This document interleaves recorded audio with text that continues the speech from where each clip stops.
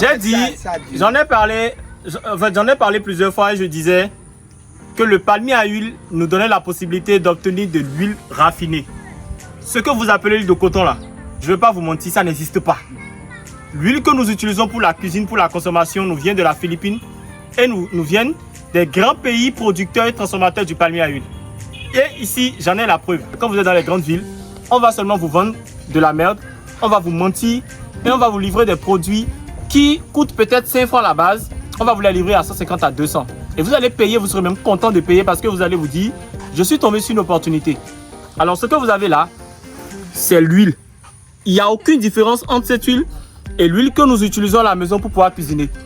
Nous sommes actuellement sur une unité de production de tout ce qui est produits dérivés du palmier. Déjà, nous sommes partis de la production. Bon, vous savez que moi, je me positionne sur toutes les chaînes de valeur. Nous sommes partis déjà sur la production du palmier à huile. Et là, maintenant, nous sommes en train de voir un peu ce que nous pouvons obtenir concrètement de la production de ce palmier-là. Écoutez, la liste, elle est longue. La liste, elle est vraiment longue. Mais l'un des produits dérivés du palmier, c'est que vous avez la possibilité d'obtenir ceci, l'huile palmiste. Et quand vous obtenez l'huile palmiste, qu'est-ce que vous pouvez encore obtenir à part l'huile palmiste? Vous avez la possibilité d'obtenir du tourteau de palmiste en fait.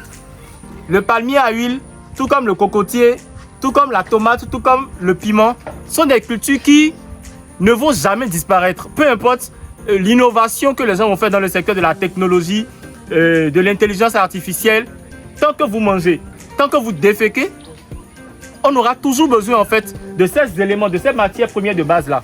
Je doute fort qu'un robot se lève aujourd'hui et vienne me faire de l'agriculture dans mon champ. Je doute fort qu'un robot se lève et vienne me dire comment je dois peut-être extraire le chocho. Voilà, voilà.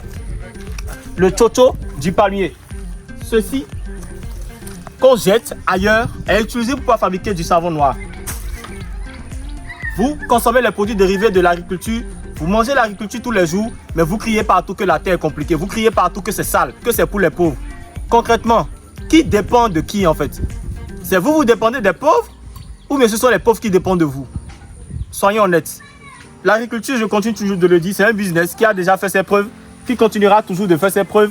Et les plus intelligents aujourd'hui ont compris qu'il est important de se positionner, pas de s'impliquer à 100%, mais de se positionner seulement dans ce secteur-là qui d'ici 5 ans, d'ici 10 ans, franchement, va vraiment faire des choses pas possibles. Tant que vous mangez, nous allons continuer d'encaisser. Tant que vous allez au petit coin, nous allons continuer d'encaisser. Allez, agréable journée à vous et ce soir, manger peut-être du shawarma, nous allons encore encaisser d'une certaine manière.